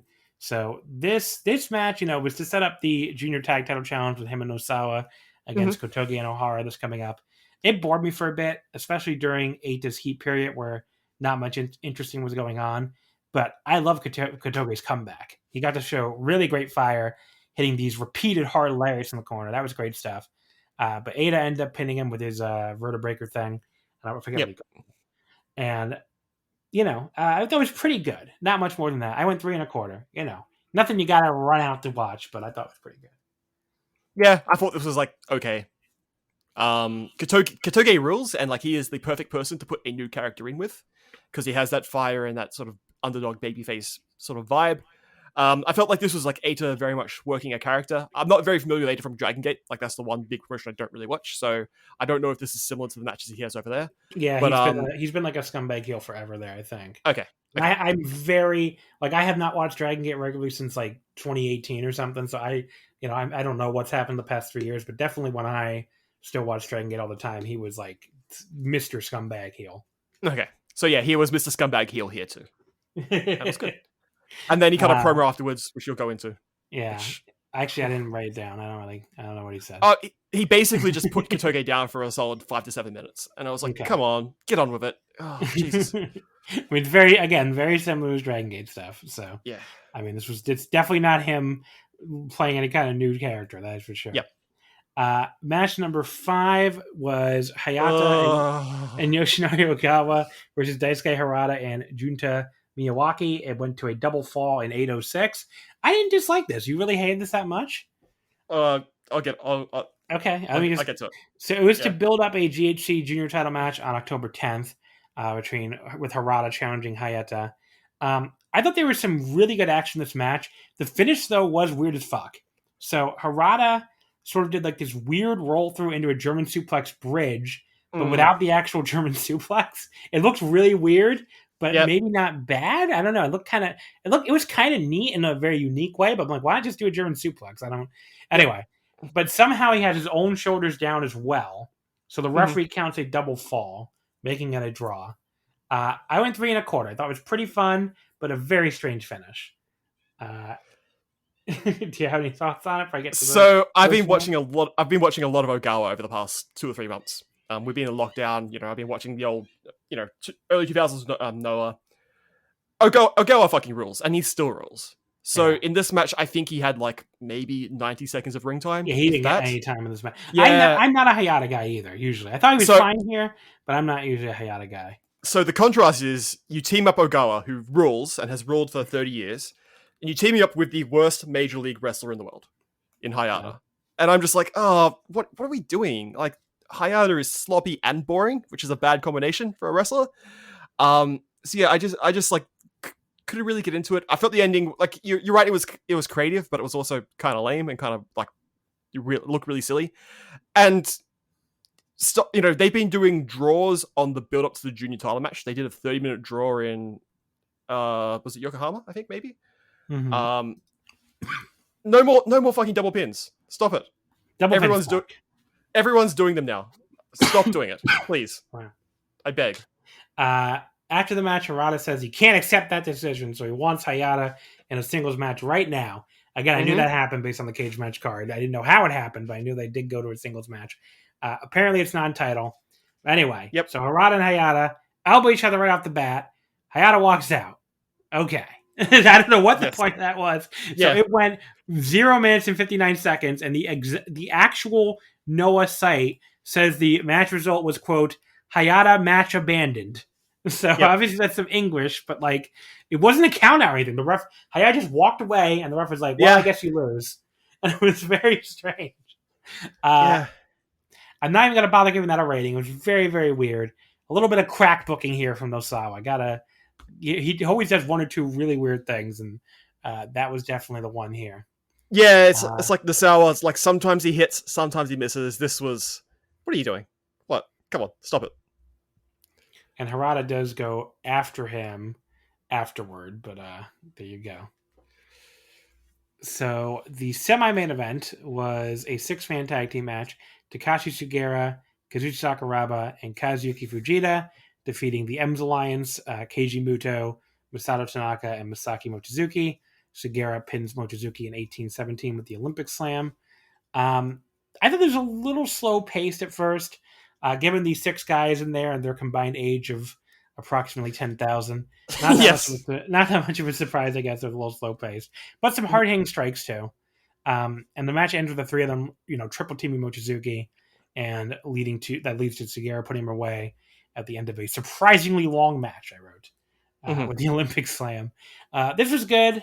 Also, kind of drags me a little at times, but less because of anything they were doing. More in like I want to get to the N-1 finals, and my pal Liam is waiting to record with me. Kind of like, why is this going on for so long? But yeah, I went 3.5. I would have cut a few minutes for sure, but I still thought it was good. I don't know. So the old fuck pro offer match. Congrats to Masato Tanaka for being the youngest person in this match at a sprightly 48 years old. He's the youngest person? Oh my god. Yeah. I don't know why I wouldn't. That is shocking. Yeah. So, everyone. Do you have everybody else's age in front of you? I do. All right, let's go through it. 48 from who's second? Who's second? Who is second? I'm going to guess Sakuraba's second youngest. No. Okay. Don't tell me. Don't tell me then. Mochizuki. I'm just getting up their birth dates. Just give me 1 second. Mochizuki is 51. So he's second youngest? Give me 1 second. Oh, okay. I need to get a tiebreaker here. I wanted to get no. Mochizuki is not second youngest. Sugera? Yeah, Sugera is 51. So obviously then Mochizuki's third. So he's 50, also 51. And then we got 3 guys left. Okay. I'm going to say Sakuraba has to be next. Yep, 52. Okay. Then Fujita. Sorry, I am wrong, actually. I can't read. Fujita is actually the second youngest person in this match. He's only 50. What? Yeah! He looks like he's 70! I know! Okay. So Tanaka's youngest at 48. Fujita is somehow second youngest at 50. Yep. Then Mochizuki. Yep. Then Sugera. Then Sakuraba at 52. Because Mochizuki and Sugera both 51. And then Keiji Muto's what, like 56? 58. Okay. I really undershot it there. Wow. Yeah. Wow. Disgusting. So Keiji Muto is 6 years older than the second oldest person in this match. That is correct. In this very old fuck match. Yep. Wow. There you go. So I'm sure we confused the listeners. Let's just do it one more time. Okay. Muto is 58, oldest wrestler. Second oldest is Sakuraba 52. Then Sugera and Mochizuki are both 51, but Mochizuki's older. That's correct. And then Fujita's 50 somehow. Yep. And then Tanaka is the youngest at 48. Yes, correct. How is Kazuyuki Fujita the second youngest person in a 6-man tag? That to me is even more shocking than Yeah, Tanaka being the youngest. Yeah. Jesus. Anyway, what a match. Happy birthday to Vegeta for next week.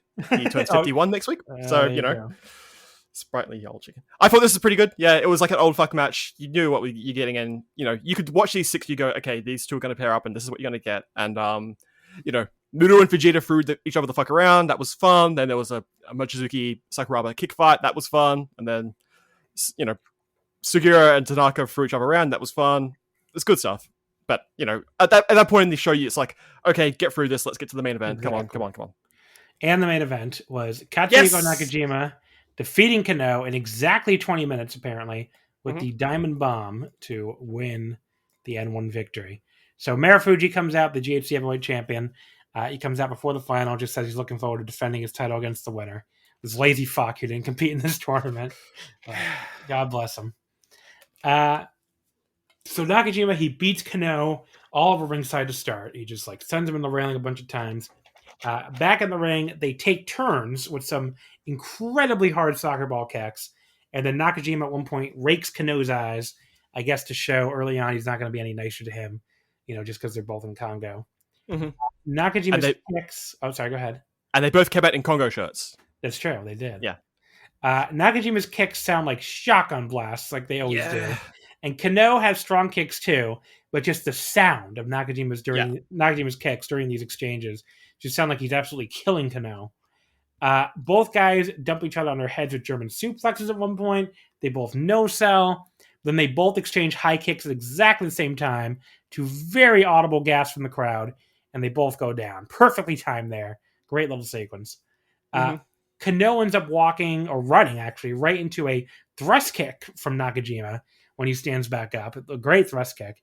And then Nakajima hits a whole bunch more of these soccer ball kicks that sound like shotgun blasts for a 2 count. He then hits his big brain buster, but Kano just barely manages to kick out.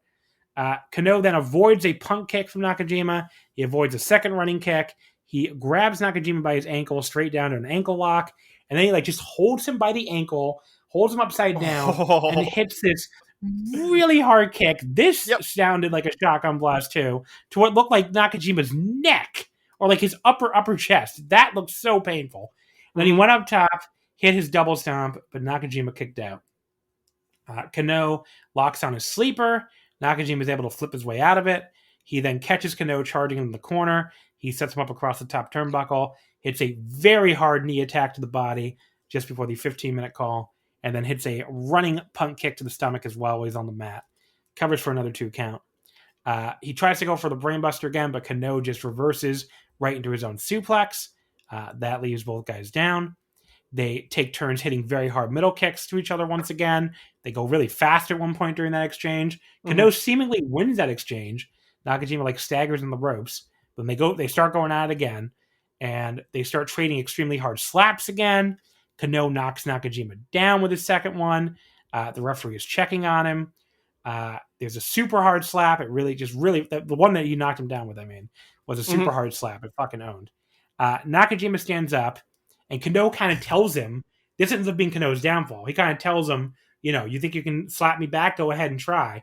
And, he starts hitting his own slaps to the face of Kano. And Kano at first is totally no-selling them and shrugging them off.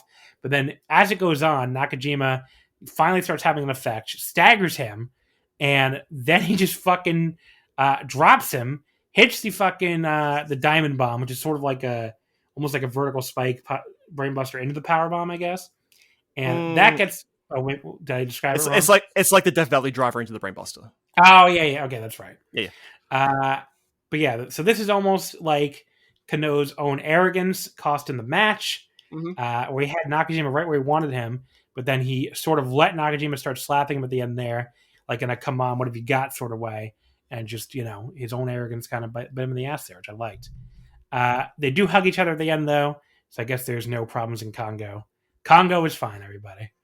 Congo is fine. Yeah, this match absolutely fucking owned. These two fucking killed each other there.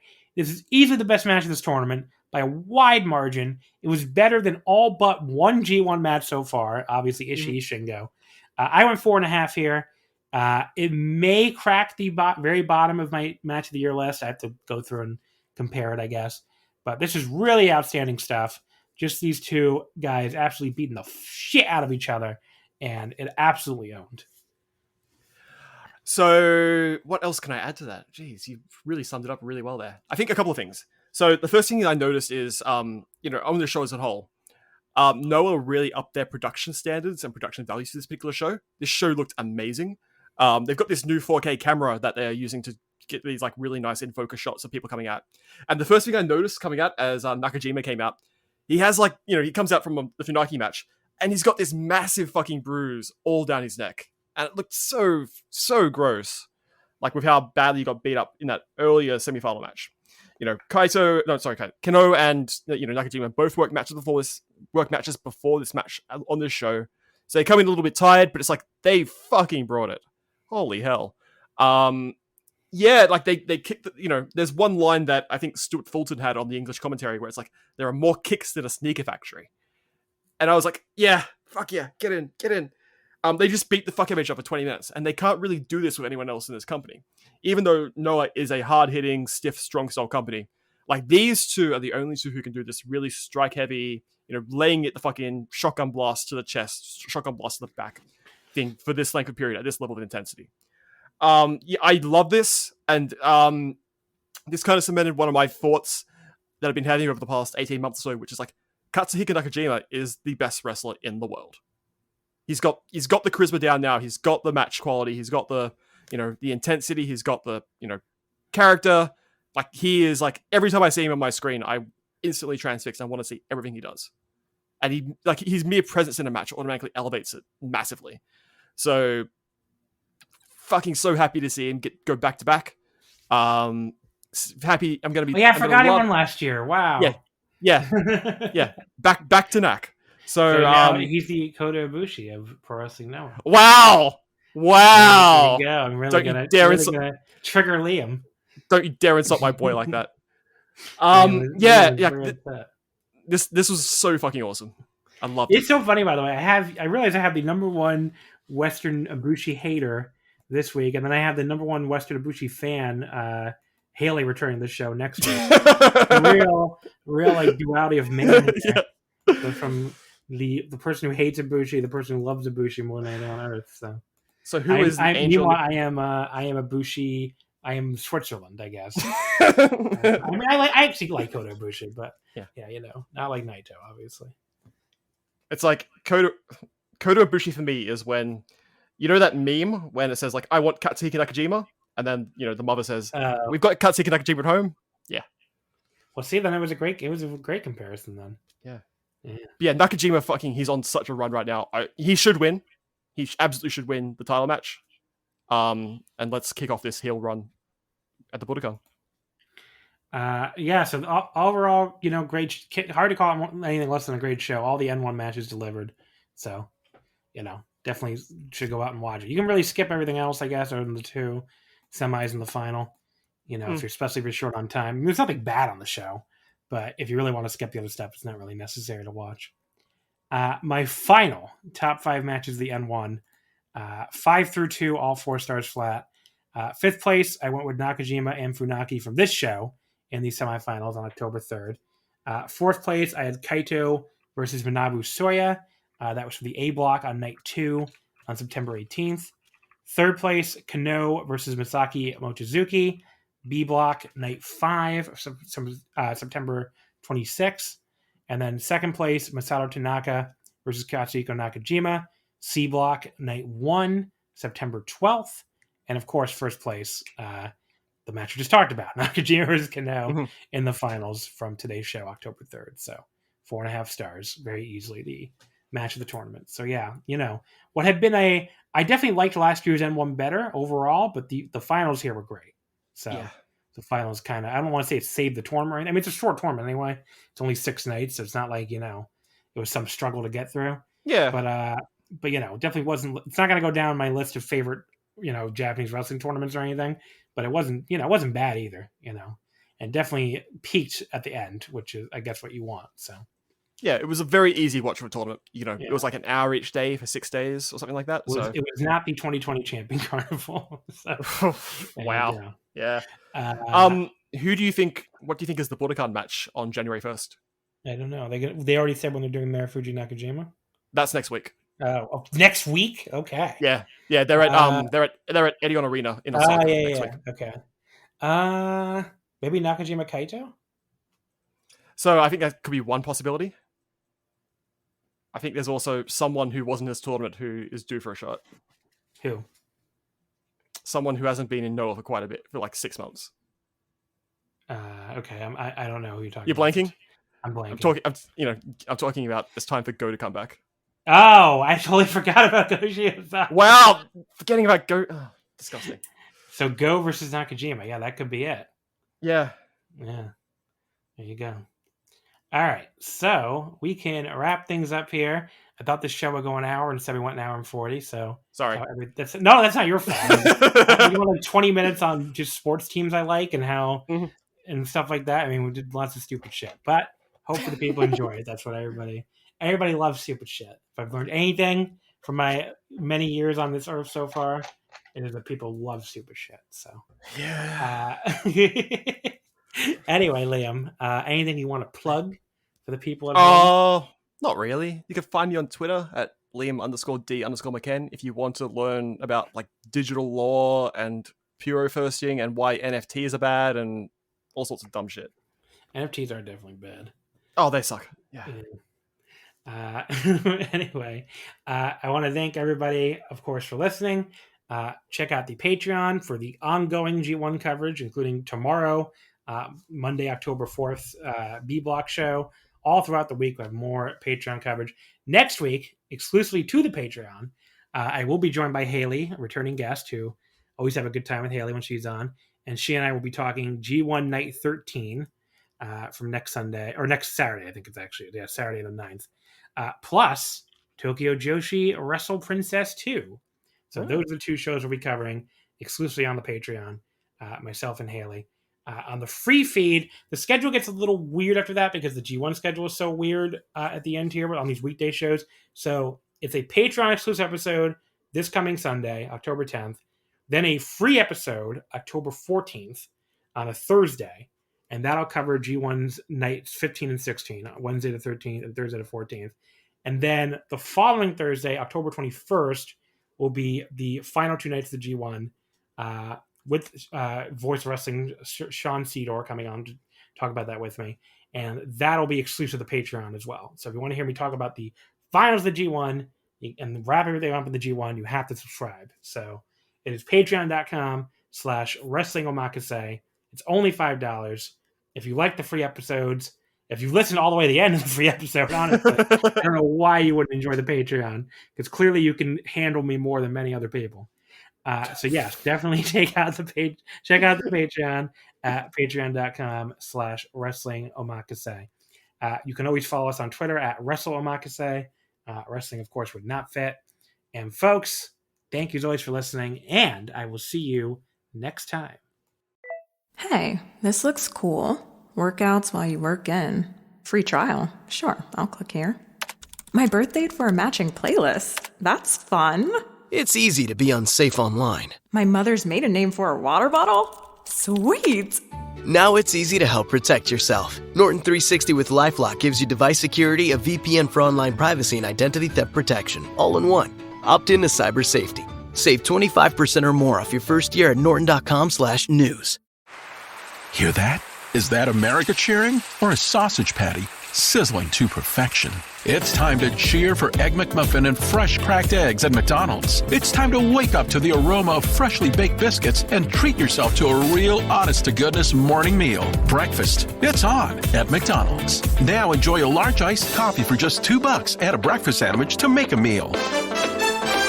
Prices and participation may vary. Cannot be combined with any other offer or combo meal.